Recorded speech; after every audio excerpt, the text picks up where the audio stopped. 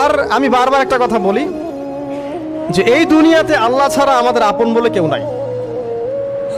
আপনি যাকে আপন মনে করেন না কেন, আমাদের সম্পর্ক আছে বাবার সাথে, মায়ের সাথে, স্ত্রী সন্তানদের সবার সাথে, আমাদের হক আছে, অধিকার আছে, সব ঠিক আছে।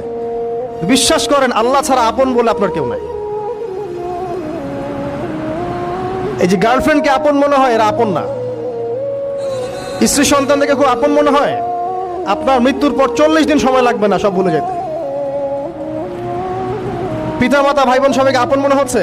পিতামাতার স্থান বাবা মার পরে, আল্লাহ রসুলের পরে, সেটা ঠিক আছে, আপন আল্লাহ ছাড়া তারা নন।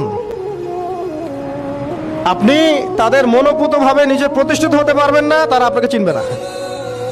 বলে সারাটা জীবন তোর পিছনে এত টাকা ঢাললাম, কি করলি? কিচ্ছু করতে পারলি না। আবার এখন যারা পিতামাতা হয়েছেন, সন্তানদেরকে আপন মনে হচ্ছে, দেখবেন